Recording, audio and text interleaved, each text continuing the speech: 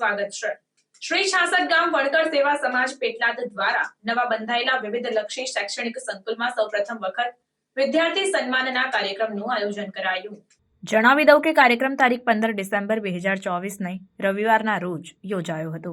મંચસ્થ મહાનુભાવો સર્વ મુકેશભાઈ મકવાણા, પ્રમુખ સુરેન્દ્રનગર જિલ્લા વણકર સમાજ અને કેળવણીકાર પ્રોફેસર ડોક્ટર નરસિંહ પરમાર, પરિવર્તન ટ્રસ્ટ વલ્લભ વિદ્યાનગર અને સભ્ય માર્ગ સલામતી સમિતિ ગિરીશ રાઠોડ, કન્વીનર વડોદરા અનુસૂચિત જાતિ કેળવણી મંડળ, સંચાલક સૌરાષ્ટ્ર યુવા સૌરભ, પ્રતિનિધિ અનુસૂચિત જાતિ સૌરભની સાથે કૈલાશબેન, ચેરમેન પેટલાદ તાલુકા ન્યાય સમિતિ રતિલાલ વાઘેલા, પ્રમુખ 66 ગામ વણકર સેવા સમાજ બાબુભાઈ સોલંકી, વિમળાબેન ડાભી, ચંદ્રિકાબેન ઉપસ્થિત રહ્યા હતા। બુદ્ધ વંદના અને બાબા સાહેબની રમણીય પ્રતિમા ને મંચસ્થ મહાનુભાવો દ્વારા પુષ્પગુચ્છ કરી દીપ પ્રાગટ્ય કરાયું હતું।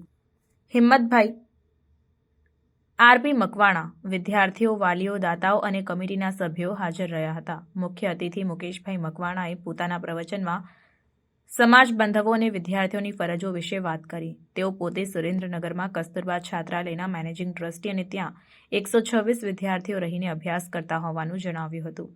વધુમાં તેમણે જણાવ્યું કે સમાજમાં વધુને વધુ યુવાનો આઈએએસ, આઈપીએસ બને તે જ મારો ધ્યેય છે। જરૂરતમંદ વિદ્યાર્થીઓ મારો સંપર્ક કરે તેમ તેમણે જણાવ્યું। મુકેશભાઈ મકવાણા દ્વારા સંસ્થાને સંકુલમાં ₹51,000નું અનુદાન જાહેર કરવામાં આવ્યું।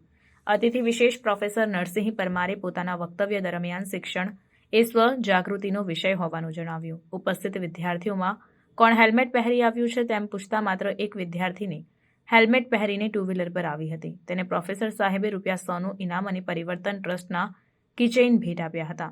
સાહેબે વધુમાં જણાવ્યું કે હાલના સંજોગોમાં માણસની જીવવાની પદ્ધતિમાં ફેરફાર થયો છે। માણસે સામાજિક, વૈજ્ઞાનિક, ભૌતિક, આધ્યાત્મિક વિકાસ કરવો જરૂરી છે અને પોતાના વિકાસ માટે આવા સમાજ ઘરની જરૂરત હોવા પર તેમણે ભાર મૂક્યો।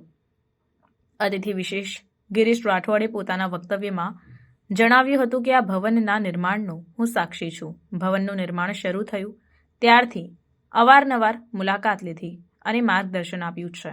સંસ્થા સાથે જોડાયેલા તમામ અને ખાસ કરીને અંબાલાલભાઈ વિરોલકર અને તેમના ધર્મપત્ની શાંતાબેન વિરોલકરને અભિનંદન આપ્યા હતા। ગિરીશભાઈએ વિદ્યાર્થીઓને કઈ રીતે આગળ વધવું તેનું માર્ગદર્શન આપ્યું। તેમણે જણાવ્યું કે દરેકને દિવસના 24 કલાક મળે છે। એક વિદ્યાર્થીએ તેના 8-8-8માં વિભાજિત કરવા જોઈએ। 8 કલાક સૂવાના, 8 કલાક શૈક્ષણિક પ્રવૃત્તિ અને બાકીના 8 કલાક પરિવાર, મનોરંજન, હોબી, રમતો વગેરે માટે ફાળવવા જોઈએ। ગીત, સંગીત, ચિત્રકામ, કોઈપણ હોબી અને ફૂટબોલ, ક્રિકેટ, વોલીબોલ, હોકી જેવી સમૂહમાં રમાતી રમતો અવશ્ય રમવી જોઈએ। તેના શરીર સ્વસ્થ અને દિમાગ સારું રહે, તંદુરસ્ત રહે। સંસ્થાના પ્રમુખ રતિલાલભાઈ વાઘેલાએ પોતાના વક્તવ્યમાં સંસ્થા વિશે માહિતી આપી અને સંસ્થા દ્વારા નિર્મિત સંકુલની માહિતી આપી। સંકુલના નિર્માણમાં મદદરૂપ થનાર શનાભાઈ, શંકરલાલ, ગોરધનભાઈ, પ્રકાશભાઈ, દીપકભાઈ અને મટીરીયલ સપ્લાયરનો વિશેષ આભાર માન્યો। વધુમાં જણાવ્યું કે આ સંકુલમાં હોલની સાથે સાથે લાઇબ્રેરી, ઓફિસ, કિચન, ટોયલેટની પણ સુવિધા ઊભી કરવામાં આવી। ₹3 લાખ કે તેથી વધુના દાતાઓનું વિશિષ્ટ સન્માન કરવામાં આવ્યું, જેમાં ડોક્ટર પ્રદીપ ગાયકવાડ, અંબાલાલ વિરોલકર, મફતભાઈ પરમાર, પ્રવીણભાઈ પરમારનો સમાવેશ થાય છે। આ સિવાય સંસ્થાને નાની મોટી ભેટ આપનાર દાતાઓનું પણ સન્માન કરવામાં આવ્યું। આરપી મકવાણા, પ્રફુલભાઈ પરમાર, અમિતકુમાર પરમાર, ઠાકોરભાઈ વણકર, પ્રશાંત ડાભી, રામીબેન, નરોત્તમભાઈ, નવીનભાઈ પરમાર, હસમુખ માનવ વગેરે। આ સિવાય ધોરણ 10 અને 12ના 60% ઉપર ઉત્તીર્ણ થયેલા લગભગ 100 વિદ્યાર્થી અને વિદ્યાર્થિનીઓનું સર્ટિફિકેટ પેન આપી સન્માન કરાયું। ધોરણ 10 અને 12ના વિદ્યાર્થીઓ પૈકી ધોરણ 12ના 60 કે તેથી વધુ ગુણ મેળવનારને વિમળાબેન એચ ડાભી દ્વારા ₹500 તથા ધોરણ 10 અને 12ના વિદ્યાર્થીઓ પૈકી 70%થી ઉપર ગુણ મેળવનારને આરપી મકવાણા દ્વારા 250 લેખે રોકડ પુરસ્કાર આપવામાં આવ્યો। સમગ્ર કાર્યક્રમનું સંચાલન નવીનભાઈ પરમારે સંભાળ્યું અને આભાર વિધિ કમલેશભાઈ રાઠોડે કરી। કાર્યક્રમની પૂર્ણાહુતિ બાદ સૌએ પ્રીતિભોજન સાથે લીધું અને ત્યારબાદ સંસ્થાની વાર્ષિક સાધારણ સભા મળી હતી। રિપોર્ટર ભીખાભાઈ એ મકવાણા, નંદાસણ। કોઈનાથી મારું વણકરોના પ્રતાપે મને બધા ઓળખે।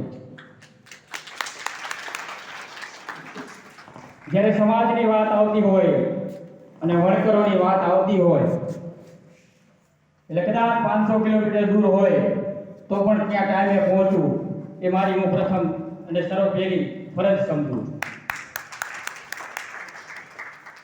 કારણ કે ગુજરાતની અંદર 42 લાખ કરતાં પણ વધારે જ્યારે વણકર સમાજના બાંધવો હોય, 78 કરતાં પણ વધારે આપણા ગોળ પરગણાઓ હોય અને સામાજિક એકતા આપણી વચ્ચે ન હોય, એ પણ એટલું જ વરવું સત્ય છે. પેટલાદનો આમ તો મને પરિચય મારો ધંધો જનરલી બરોડા, સુરત ને અમદાવાદ તરફ હોય છે, એટલે પેટલાદમાંથી નીકળવાનું થાય, પણ સમાજની વચ્ચે આવવાનું પહેલી વાર મોકો મળ્યો. અને સમાજની વચ્ચે જ્યારે આવતો હોઉં અને વિદ્યાર્થીઓ વચ્ચે આવતો, તો મારા સમાજના જે વિદ્યાર્થીઓ છે, જે આવનાર પેઢી છે, એમને કંઈક કહેવાનું, એમને મોટિવેશન કરવાનું. હું એક પણ તક જતી કરતો નથી, કેમ કે लोहा जितना तपता है उतना ही प्रखर बनता है, सोने की जितनी धार लगे वो इतना खूब चमकता है, सूरज जैसा बनना है तो सूरज जैसा जलना होगा, नदियों से आदर पाना है तो पर्वत छोड़ निकलना होगा, और हम भीम के बेटे हैं क्यों सोचे राह सरल होगी, हम भीम के बेटे हैं क्यों सोचे राह सरल होगी, संघर्ष अभी जारी है, कुछ वक्त लगेगा लेकिन संघर्ष जरूर सफल होगा. આપણે સમાજની વચ્ચે એક એવા સમાજમાંથી આપણે આવીએ છીએ કે જેને સર્વ સમાજ સ્વીકારતો નથી. હું હંમેશા કહેતો આવું છું કે ભારતની અંદર 3 જ કોમ છે, એક હિન્દુ છે, એક મુસ્લિમ છે અને ત્રીજી દલિત છે. ગુજરાતના વણકરો છે એ શેડ્યુલ કાસ્ટમાં આવે છે, રાજસ્થાનના વણકરો છે એ શેડ્યુલ કાસ્ટમાં આવે છે, જ્યારે ભારતના બીજા તમામ રાજ્યના વણકરો છે એ ઓબીસીમાં આવે છે. એટલે આપણે તો મહદઅંશે શેડ્યુલ કાસ્ટ તરીકે જ આપણે પ્રસ્થાપિત છીએ, અને આપણા સમાજનો વિકાસ આપણે નહીં કરીએ, આપણા આગેવાનો નહીં કરે તો કોણ કરશે? બાબા સાહેબે આપણને એક સૂત્ર આપ્યું, શિક્ષિત બનો, સંગઠિત બનો, સંઘર્ષ કરો. પણ સંઘર્ષ આપણે બહાર નથી કરતા, આપણી સોસાયટીની વચ્ચે જ આપણે કરતા હોઈએ છીએ. એ સંઘર્ષ આપણે બહાર કરવાનું છે. દૂધમાં જેમ સાકર ભળી જાય ને એમ ભળવાનું છે. આપણે હંમેશા એકાબીજાથી અલિપ્ત રહીએ છીએ.